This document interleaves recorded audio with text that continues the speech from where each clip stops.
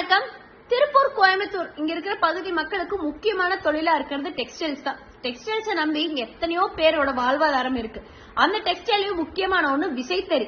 விசைத்தறி உரிமையாளர்கள் கிட்டத்தட்ட 30 நாளா தொடர்ந்து வேலை நிறுத்தத்துல இருக்காங்க. கடந்த 4 நாளா தொடர் உண்ணாவிரதத்திலையும் இருந்துட்டு இருக்காங்க. ஆனா இதெல்லாம் நம்ம முதல்வருக்கு தெரியுமா?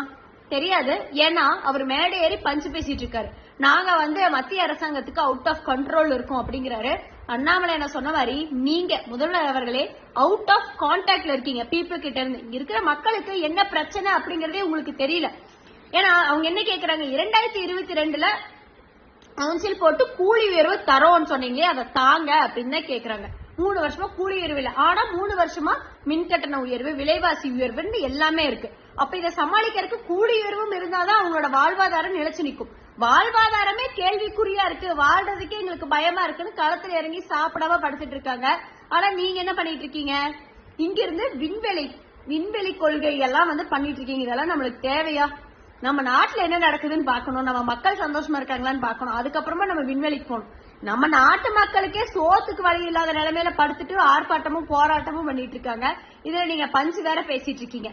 ஆமா, சொன்ன மாதிரி கூலி உயர்வு தான் கேட்டாங்க. அவங்க ஜவுளி பூங்கா அமைச்சு கொடுங்கன்னு கேட்கல, மின் கட்டணத்துக்கு மானியம் கொடுங்கன்னு கேட்கல.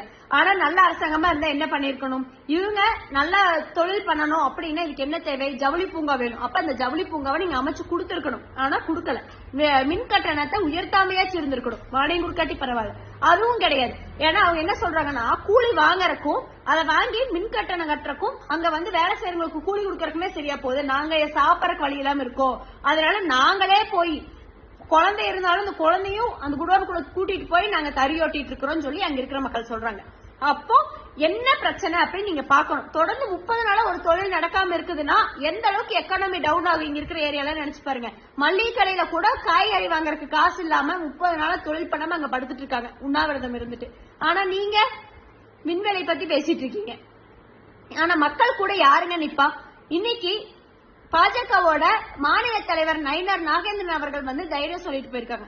இதுக்கான தீர்வை எப்படியாச்சும் நாங்க பண்ணி கொடுக்க பாக்குறோம், முதல்வருக்கு ஒரு வேண்டுதல் வைக்கிறோம் சொல்லி அவரு ஆறுதல் சொல்லிட்டு பாத்துட்டு போறாங்க. ஆனா திராவிட அரசாங்கம் என்ன பண்ணீங்க? நேத்து நைட்டு போலீஸை வச்சு சின்ன சலசலப்பு ஏற்படுத்தி இருக்கீங்க. அதனால முதல்வர் அவர்கள் என்னோட தாழ்மையான வேண்டுகோள், உங்களோட இரும்பு கரத்தை கொண்டு இங்க இருக்கிற மக்களோட வாழ்வாதாரத்தை காப்பாத்தி கொடுங்க. நன்றி.